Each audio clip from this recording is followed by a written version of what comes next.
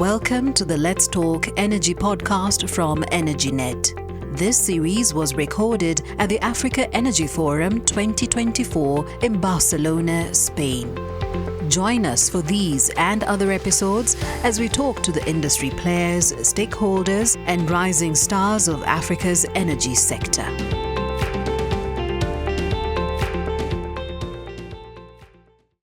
So, Olivier, Gadi, welcome to the Africa Energy Forum.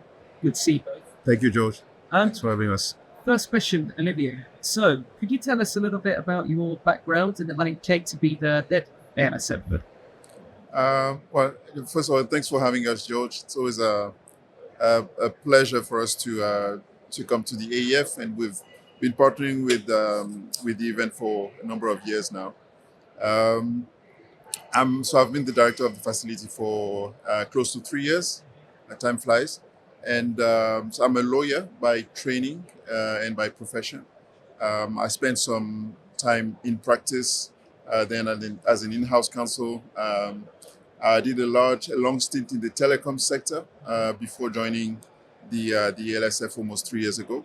And that ties to my interest and passion for development-related questions. I also had I did a training, a degree in project finance, because I do believe that project finance and our development issues on the continent, have solutions in sound financing, and some of the discussions that are held here at the AEF are very relevant in that respect. I come from a private sector background, but I found a very, an excellent team at the ALSF, very committed. Our mandate is quite specific, so it takes very committed and very focused staff to drive our agenda of establishing sustainable legal capacity on the continent.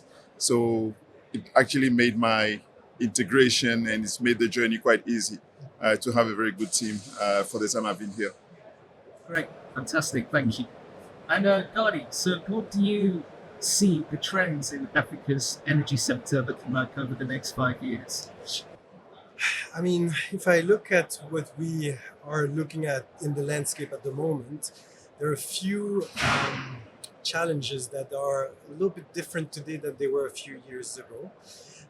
I think the first thing we're seeing is that generation is not necessarily the issue anymore. It's much more about transmission. And it has been a topic for quite some time, but now the solutions are taking shape. And we've seen a few companies trying to work with the new model of what they call the independent transmission producer or ITPs, which is a bit the equivalent of IPPs, but for the transmission sector, which will offer a new way to fund these assets. And we're also seeing the establishment of funds that will invest in connectors, so transmission line across countries.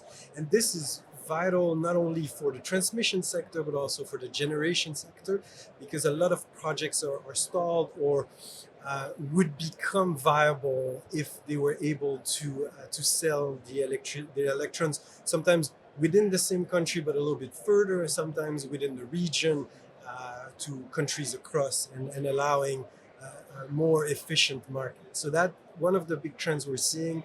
The ALSF currently supports a few of these projects across East and Southern Africa mostly, but I'm sure some of these projects will also be seen in West Africa. The other impact, which is which is more challenging and hopefully will solve itself going forward, is the interest rate. So we know that the main interest rate in the world being the US, the United States main interest, so the federal interest rate, is driving the cost of capital across the continent.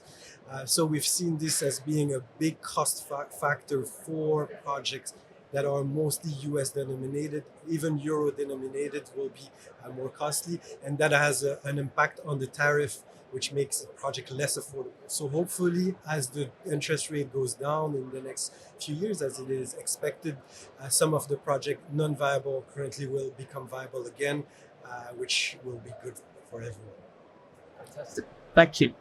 And Olivier, so you've spoken previously about the negotiation power of African countries, which perhaps is sometimes overlooked.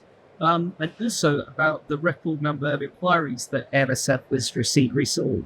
It would be interesting to know, what is ALSF's value proposition? The Africa then. Well, as you mentioned the number of requests, and yes, indeed, we hit our record number of requests received from governments last year, 2023. We are demand driven, so we basically serve the demands that come on our that come our way, and I think that evolution is a sign of, well, the demand is out there, right, and the needs are out there, to be actually addressed, and it's just I think what is happening is the ALSF, visibility has been increasing over the past, couple of years, and coupled with that is the needs and the realization that the legal support that we offer, that we provide, is a necessity for governments to actually enter into viable, equitable, and sustainable agreements. So it's a fortunate combination of the needs increasing and an institution like the ALSF being there to address those needs. And by the way, we are, good or bad, but we happen to be the only institution on the government providing the services that we that we do provide. So I think it is essential that we continue advocating for governments to be advised in every single complex transactions that they undertake. And we're seeing the same trend in other sectors. We're here for the AEF, but as you know, we also do work in the infrastructure and PPP sector, anything around natural resources, so mining, oil and gas, and sovereign finance. And as you can imagine, these are sectors that are very much at the heart of our country's growth and development. So I think the relevance of our mandate, of our work, is now obvious to more and more people. So yes, as much as the demand is increasing, we also need to ensure that we stay on top of our ability to assist countries as new needs and new sectors emerge. One thing that was discussed in the roundtable earlier was carbon markets, right? We're starting to see demands and need for capacity building when it comes to carbon market structuring. Gadi and his team did some work in the very significant work in the green hydrogen sector, work that is still ongoing. So we're trying to follow the trends and to assist countries adequately as the needs arise and new sectors come up. Interesting. And as you say, we are, of course, here at the AEF, so energy is at the forefront of the discussions. Yep. But we did read a statistic recently, and it was reported by AFDB, the African Development Bank, of course. Recently, 60% of African countries spend more on debt servicing than they do on health. Yeah. So how can ALSF help address this? I think at the core of that realization is the excessive debt burden incurred by African countries and the root cause of the increase in debt burden. And indeed, it doesn't make sense that you spend 60% of your annual budget servicing debts and you leave behind your social needs, your education needs. I mean, it's just mind-blowing, right? That realization in itself. So in the sovereign debt sector, uh, what we what we do and the way we try to assist countries is, number one, to ensure that the persons responsible for incurring debt are trained and are equipped with what it takes to subscribe debt that is consistent, that is commercially sound, and that is legally viable. Because at the end of the day, what causes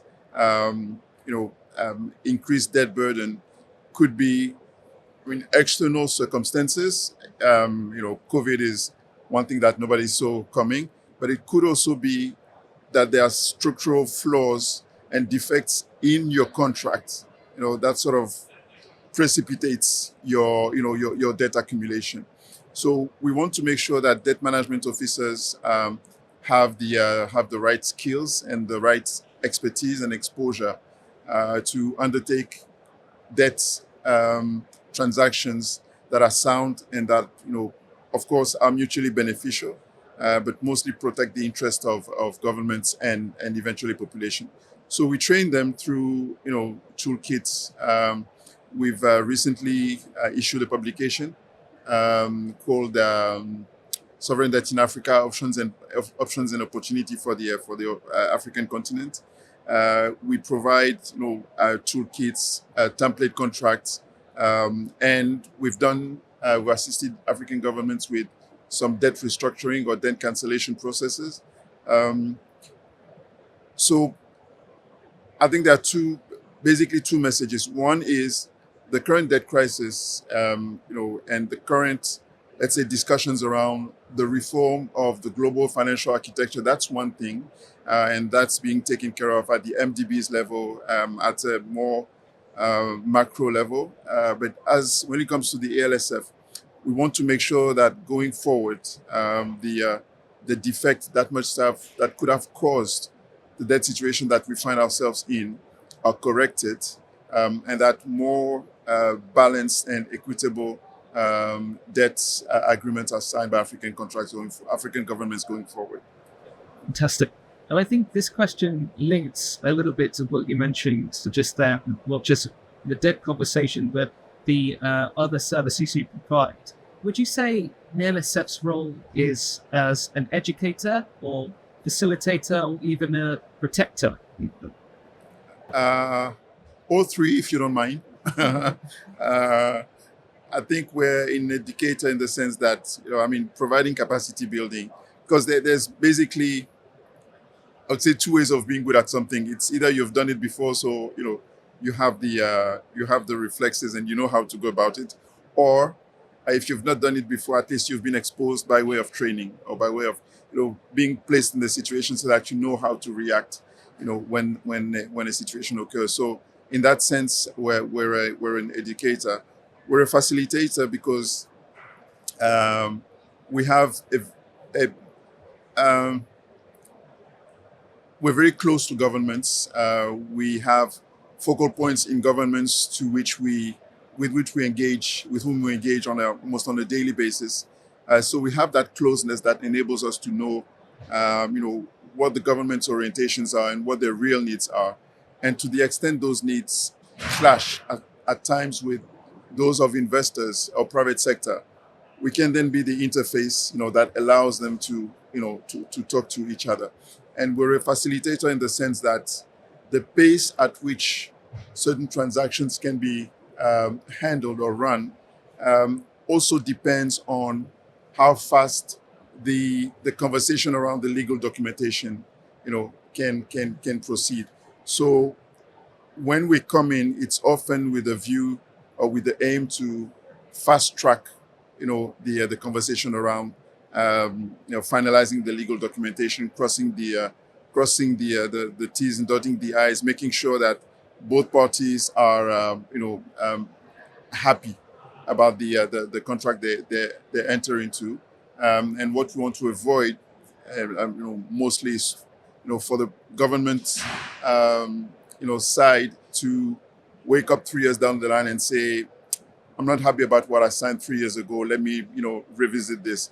Because that tends to dilute investors' confidence. So this is something we want to avoid, and that's why the way we facilitate is to make sure that parties leave the negotiation table with a sense that their mutual interests have been served. Fantastic, thank you.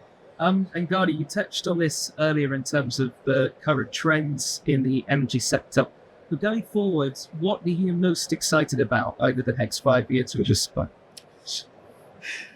It's a good question. I mean, there are many challenges in front of us, but obviously the energy transition, which I think for Africa is not necessarily a transition, it's more a choice in the journey they will have for the energy development of the continent, is a great opportunity. There will be a lot of, I would say, again, using the word, there will be a lot of opportunities to design the system of the future.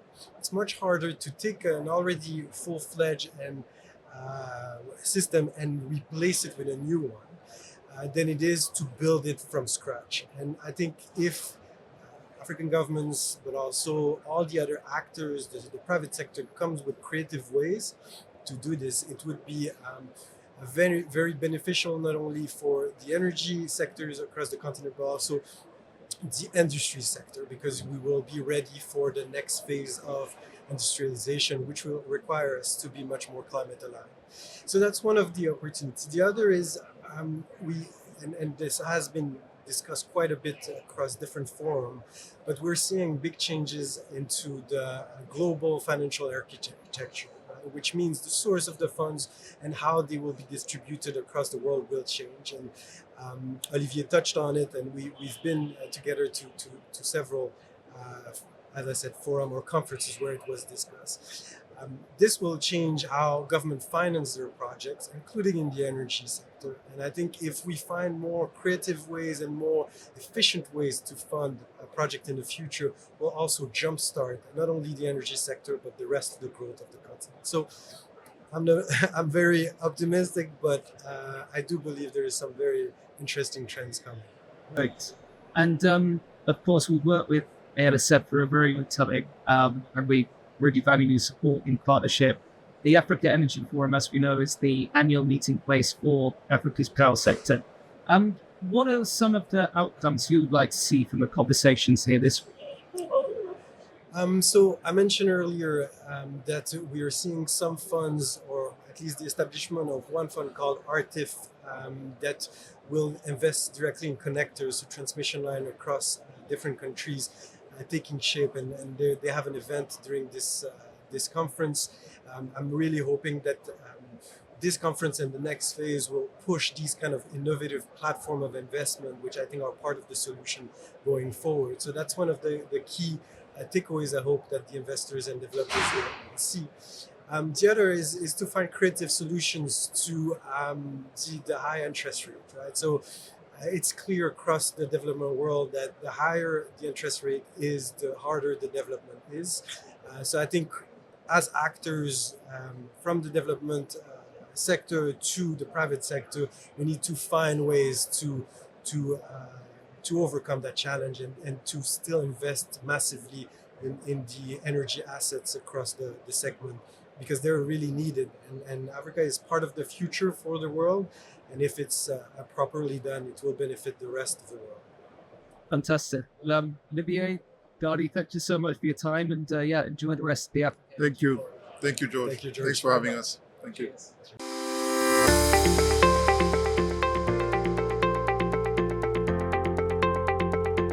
This series was recorded at the Africa Energy Forum 2024 in Barcelona, Spain.